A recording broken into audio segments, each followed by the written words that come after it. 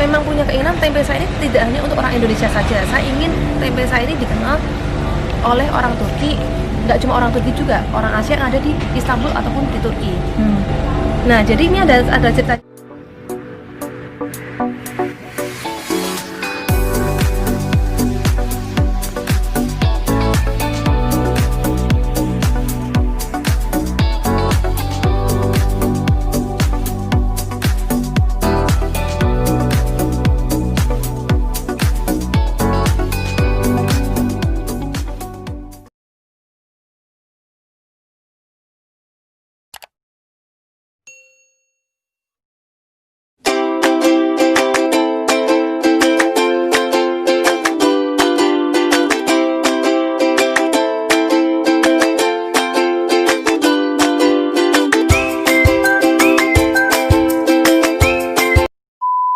Hai Arkadaslar, assalamualaikum. Ketemu kembali dengan Teteh Sari Turki di sini. Sekarang Teteh lagi berada di salah satu kafe di daerah Besiktas ya. Sekarang saya sedang bersama salah seorang teman saya, namanya Bella. Hai Bella. Hai. Oke. Kita sedang ngobrol-ngobrol cantik di pagi hari. Kita lagi ngadakan kahwalte bareng-bareng. Kahwalte itu adalah sarapan pagi yang kalau Turki bilang kahwalte. Jadi kita ngobrol-ngobrol cantik, udah lama gak ketemu. Dan pengen tahu bagaimana sejarahnya Bella bisa sampai ke Turki. Dan Bella ini terkenal dengan pengusaha tempenya. Dia wanita cantik, muda, energik, juga pintar, dan dia jadi pengusaha tempe. Gimana ceritanya? Kita akan ikutin terus obrolan cantik kita dengan Bella pagi ini. Ikutin terus dan jangan lupa subscribe, like, komen, dan juga share. Ikutin terus ya. Hai Bella, apa kabarnya? Hai Kak Sarah, kabar baik, puji Tuhan. Makasih banyak loh udah mau sarapan pagi, kawalte bareng sama saya. Oh, ada sedikit yang mau ditanyain nih. Bel, gimana awal mulanya, tahun berapa nih kamu bisa sampai di sini? Awal mula datang ke sini tahun 2013, bulan Juni. Itu karena saya punya pacar orang Turki. Terus dia nginvite saya ke sini, ya udah saya datang ke sini. Terus saya tapi yang belum menetap di sini karena saya bolak-balik Indonesia Turki sampai di tahun 2015 saya memutuskan untuk tinggal di Turki. Itu pun saya juga sebelumnya dapat kerjaan di Istanbul di sebuah agensi di Istanbul. Tapi saya kerja di situ hanya 1,5 bulan, ya kan, hingga akhirnya saya dikeluarin di perusahaan tersebut tahun 2015 akhir, malam tahun baru. Kemudian saya saat itu berpikir antara dua pilihan, pulang atau bertahan di sini. Kalau pulang, saya jujur aja saya malu, saya udah terlanjur pesta perpisahan dengan teman-teman, keluarga. Di Semarang pun saya juga punya usaha bimbingan belajar. Terus tapi kok di sini saya juga bingung saya tuh mau kerja apa. Sementara di sini kan mau kerja tanpa ijazah kan susah banget ya Kak. Saya sempat mengalami depresi, stres 3 bulan namanya sampai bulan Maret. Terus saya bingung, saya nangis terus tiap hari. Sampai akhirnya saya disupport sama teman-teman. Mereka memberi ide gimana, kayaknya kamu harus masak. Nah, secara kalau masak itu di Semarang itu saya yang bener-bener nggak pernah masak, ya kan. Pegang kompor juga, nyalain kompor juga nggak bisa, pegang pisau juga bingung. Terus di sini dikasih ide untuk masak, berkarya, jualan makanan. Saya bingung, bikin makanan apa, orang saya nyalain kompor aja nggak bisa. Terus mereka bilang, coba deh bikin tempe gimana tempe gitu. Saya nggak ngerti gimana caranya, tapi saya tetap oke. Saya akan cari informasi di internet, di YouTube, gimana caranya bikin tempe. Saya beli kedelai, saya coba bikin 1 kilo doang kan yang pertama itu. Pertama bikin gagal. Wajar. Ya kan, pahit, busuk. Percobaan yang kedua gagal lagi. Saya sampai bilang sama teman-teman, aduh kayaknya enggak deh, coba yang lain apa ya Mbak Bella ya, kayaknya kok tempe itu bagus karena tempe kan nggak ada di sini, dan ketika itu mungkin belum banyak orang Indonesia di sini yang berjualan nggak kayak seperti Sekarang ya, sekarang banyak banget. banyak banget. Terus itu Kak, aku itu bikin tempe itu perjuangan mungkin lebih dari 10 kali, itu gagal terus. Oke. Gagal, saya sampai putus asa. Iya pasti. Putus asa. Hingga akhirnya yang kesekian kalinya saya bener-bener yang seneng, bahagia, ternyata berhasil. Aku coba, aku tester juga ke teman-teman dan mereka akhirnya cocok. Jadi disitulah mereka yang oke, kayaknya tempe lo ini laku di sini. Gitu. Langsung memutuskan untuk jualan tempe. Nah, saya memutuskan langsung jualan tempe itu berarti di bulan April. Berarti 3 bulan dong selisihnya. 3 bulan ada ya? Enggak, lebih. Nah, saya bulan Maret percobaan terus, berusaha terus. Di bulan April saya langsung go tempe. Go. April, Mei, Juni. Saya usaha tempe dan itu bener-bener yang oke, penghasilan oke, orderan juga lancar banyak. Ada yang bantu nggak tuh? Nggak ada sama sekali. Sendirian. Aduh, sehari berapa kilo tuh? Saat itu masih belum banyak Kak. Berarti waktu itu kamu nyoba 5 kilo nih, Iya. pertama 5 kilo. Nah, berarti dari itu terus pesanannya banyak atau ada fase-fase? Soalnya kalau nggak salah nih, Teteh pernah denger, pernah ngilang nih dirimu kemana, pulang ke Indo atau ada di mana? Saya di Turki aja, di Istanbul. Saya ngilang karena saya ada kerjaan lain, ya kan. Itu 3 tahun. Jadi saya mulai usaha tempe lagi tahun 2019. Itu summer, bulan Juli itu saya mulai lagi bisnis tempe lagi. Dan itu mulai aku seriusin, mulai aku tekunin sampai sekarang dan semoga sampai seterusnya. Oke, amin. Nah, sekarang gini, kan nggak mungkin loh tiba-tiba lu berhenti 3 tahun, tiba-tiba lu balik lagi ke Turki. Ada sejarahnya nggak tuh? Ada suatu peristiwa atau gimana nih? 3 tahun berarti kan kamu udah hidup enak dong, kerja enak, maksudnya ibaratnya gitu. Kok tiba-tiba kenapa nih bisa balik lagi jadi ke tempe lagi nih? Nah, jadi ceritanya gini Kak. Jadi saya kan ngilang 3 tahun tuh dari teman-teman di sini ya kan. Itu saya kerja di tempat lain dan kebetulan saya bisa nabung. Terus saya tahun 2019 saya bisa invite keluarga saya untuk datang ke Turki. Ya kan, kita liburan 1 bulan di sini. Jadi biar bisa menunjukkan ke keluarga bahwa kehidupan saya di Turki seperti ini. Ya kan, saya bekerja di sini. Biar bisa tahu Turki seperti apa. Tapi ternyata pada saat penghujung keluarga saya pulang, saya benar-benar ada kendala uang kehabisan. Tali habis dan saya tuh bingung mau ngapain karena itu uang tinggal 200 lira Kak. Di dompet tinggal 200 lira dan saya harus menunggu sampai akhir bulan untuk mendapatkan uang lagi karena saya kan sebenarnya kan ada kerjaan lain ya Kak ya. Kerjaan lain yang masih bertahan dari 3 tahun itu saya masih bertahan kerja di tempat lain, tapi gajian saya itu di akhir bulan. Sementara uang habis ini di awal bulan. Cuma 200 lira. Tinggal di Istanbul dengan 200 lira tuh nggak akan cukup. Nggak akan cukup. Bener. Dengan gaya Anda yang luar biasa. Kemudian saya berpikir gitu, ini aku harus ngapain lagi? Dari 200 lira ini saya harus berbuat apa supaya saya bisa bertahan sampai saya mendapatkan gajian di akhir bulan. Kemudian saya berpikir, oh tahun 2016 saya bisnis tempe, kenapa enggak saya lanjutin lagi tempe saya itu. Nah, jadi ketika di malam itu saya benar-benar melihat rekening tinggal 200 lira, saya tuh yang nangis, terus saya doa Kak, saya bingung, itu posisi jam 3 pagi, jam 3 jam 4 pagi, saya bingung, saya lagi-lagi saya stres, 200 lira mau ngapain.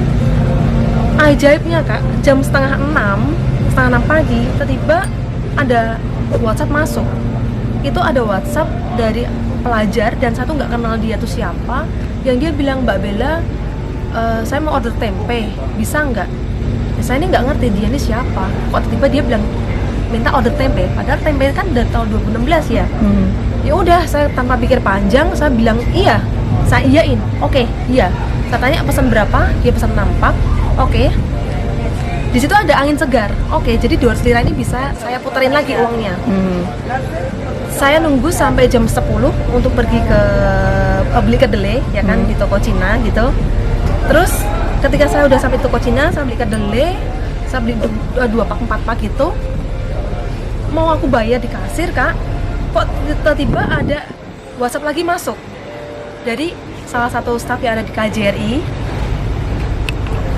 order tempe lagi juga nampak. Dan saya tuh kaget, orang KJRI emang dulu pernah sering order itu, tapi tahun 2016. Kenapa kok di tahun 2019 muncul lagi? Ya udah, saya bilang iya, saya beli lagi Kak kedelai itu. Jadi dari 200 lira saya beli kedelai modal 100 lira 10 pak, 100 lira diem di dompet, tapi itu juga berkurang untuk isi akbil, terus beli beras, gula, segala macam. Uang juga yang udah habis, kurang dari 50 lira di dompet. Nah dari 10 kilogram itu tadi, dari modal 100 lira saya puterin terus Kak, puterin terus hingga sekarang puji Tuhan saya bisa 1 minggu bisa 300 pak. Oh, jadi 1 minggu itu dari semenjak kejadian itu berarti tahun berapa? 2019 dong? Tahun kemarin ya? Iya, tahun kemarin. Itu seminggu bisa 300? Belum. Itu masih paling 1 minggu itu paling cuma mentok itu 10 pak, 20 pak itu saya udah bahagia banget Kak. Ya kan? Terus kemudian berjalan, teman-teman pada mulai ingat lagi dengan tempe saya tahun 2016. Terus mereka pada mulai kontak lagi, mereka order hingga mereka menawarkan diri untuk jadi reseller. Oh, bagus banget. Mereka menawarkan untuk bekerja sama dengan saya. Mereka partneran tempe, mereka menjualkan tempe saya, dan di situ saya juga mendapatkan keuntungan adalah saya nggak perlu repot-repot datang ke sana, ke sini untuk kirim tempe. Barang. Jadi saya cuma ngedrop di reseller sekian pak, 20 pak, 30 pak, ya udah. Jadi sekarang proses tempe itu 1 bulan tuh bisa lebih dari 200 kilo. 200 kilo tuh jadi berapa pak Bella? 200 kilo banyak banget Kak, banyak banget. Saya sampai pokoknya 1 kilo kedelai itu bisa 4 pak. 4, oke. 4 pak. Berarti 200 kali 4. Iya. 800. Iya. Oh, itu sebulan itu? Sebulan tuh pokoknya kalau saya benar-benar serius itu bisa 500-600 pak. 600 pak. Masya Allah. Itu peminatnya itu dari mana aja kok kamu bisa sampai sebulan itu sampai 500-600 pak gitu? Jadi gini, untuk tempe kan memang untuk dipasarkan ke Turki ini kan susah ya Kak ya. Mengingat orang Turki ini kan susah banget, kolot banget. Jadi saya memang pembeli saya memang kebanyakan orang Indonesia. Orang Indonesia yang ada di Turki umumnya. Tapi saya tuh memang punya keinginan tempe saya ini tidak hanya untuk orang Indonesia saja. Saya ingin tempe saya ini dikenal oleh orang Turki, nggak cuma orang Turki juga, orang Asia yang ada di Istanbul ataupun di Turki. Nah, jadi ini ada ceritanya lagi Kak. Saya kan kalau beli kedelai kan di toko Cina. Jadi ownernya toko Cina itu sering mengamatin saya, ini anak kok sering beli kedelai buat apa? Suatu hari dia tanya, kamu sering beli kedelai tempat saya ini buat apa? Saya bilang buat bikin tempe. Dia tanya, tempe ini apa? Saya yang bermodalkan foto dan informasi lewat Google, tempe itu seperti ini. Kemudian dia yang satu juga dia bilang gini, oke, besok kamu buat 3 tempe, saya akan coba. Oke, besoknya saya buat 3 tempe Kak. Kemudian dari selanjutnya dia kontak saya minta 5 tempe. Jadi terus-terusan, continue sampai detik ini? Sampai detik ini dia kalau bisa menjualkan 1 minggu kurang lebih 60 pak, 60-70 pak. 1 minggu 60 pak berada di toko Cina? Iya. Oke. Selain ke toko Cina dan konsumennya adalah warga negara Indonesia, kemana lagi kamu menjual atau konsumenmu itu kalangan mana aja? Saya juga ada lagi pelanggan setia, itu juga orang Thailand ada, orang Filipina ada, ya kan, dia langsung kontak dengan saya. Terus yang reseller yang lain pastinya orang Indonesia, ya kan, mereka yang berjualan masakan di Istanbul, mereka yang punya restoran di Istanbul, juga ada Kuali juga, pelanggan setia saya juga itu Kuali. Bisa dikirim keluar Istanbul apa enggak? Bisa Kak. Jadi tempe saya ini kan memang terkenal awet ya Kak ya. Jadi bisa dikirim ke Istanbul, terjauh saya pernah kirim ke Hatay. Ke Erzurum juga pernah. Terus Bursa pernah. Semua kota yang ada di Turki saya udah pernah ngirim.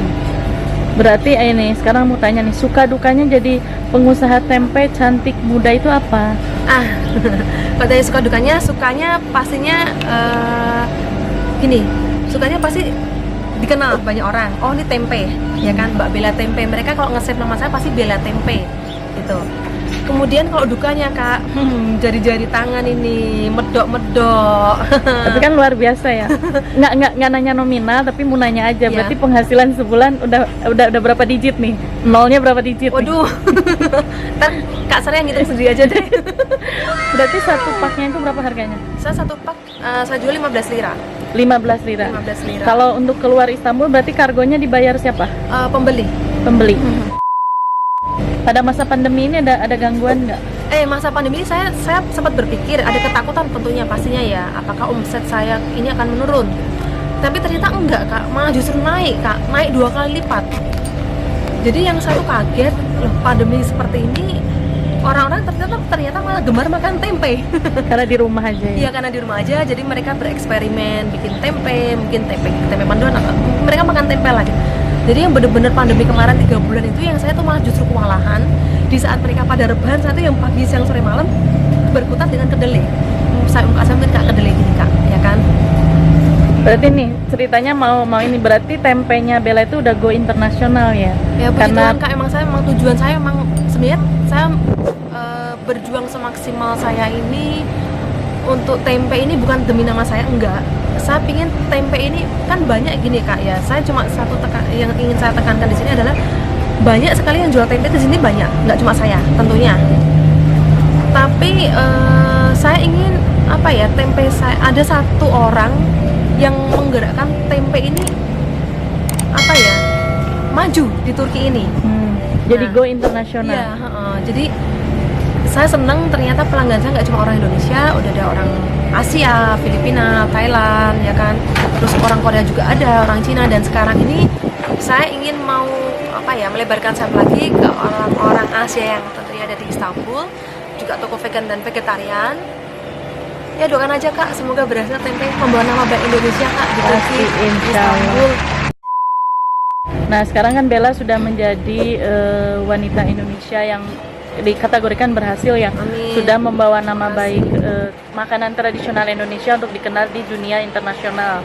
Nah sekarang pesannya untuk seluruh warga negara Indonesia khususnya yang berada di luar sana, mau pesannya apa nih untuk terutama untuk generasi muda atau pengusaha-pengusaha lain tempe atau pengusaha apa aja yang ada di Turki? Oke. Pesan saya untuk semua teman-teman yang ada di perantauan khususnya, ya kan, kalian punya keahlian apa, terus semangat, kembangkan, jangan patah semangat, terus konsistensi. Yang terpenting adalah gimana cara kita membawa nama baik bangsa kita ini di negara yang kita tinggalin. Itu. Jadi kayak tempe, saya percaya tempe saya ini akan dikenal di Turki, itu tentunya dengan konsisten, dengan semangat, tidak patah semangat, terus berjuang, jangan mudah putus asa, ya kan, dan tentunya satu, berdoa Kak. Ya, Itu betul. kuncinya. Itu Kunci benar-benar utamanya adalah berdoa, ya. percaya. Jangan mudah lelah. Orang pastinya kalau kita semakin naik, orang kan semakin banyak yang ngomongin. Itu udah bosferin aja. Bosferin Iya. apa sih ya? Udah normal ya. Ya, itu bosferin aja, cuek aja. Kalau mereka ngomong yang jelek, biarin aja. Kalau mereka ngomong yang baik, terima kasih. Dikasih saran, kritik, jangan sakit hati, terima. Udah, itu aja. Yang penting tetap terus maju ya. Terus maju, berdoa, itu kuncinya berdoa. Berdoa. Udah. Oke, makasih banyak loh Bella. Semoga Sama-sama, Kak. Juga menjadi terima tambah kasih. sukses, tambah Amin. maju, dan Amin. membawa nama Indonesia untuk lebih dikenal ya lewat jalur makanan tradisional. Amin. Sukses terus buat Bella. Makasih waktunya. Makasih Kak. Dan jangan lupa untuk teman-teman yang lain untuk subscribe, like, komen, dan juga memberikan saran-saran atau kritik. Misalkan harus apa lagi yang harus ditampilkan oleh Teteh Sari. Aku udah Turki. subscribe loh ya. Oke, makasih ya Bel. Makasih Sama-sama, Kak. banyak.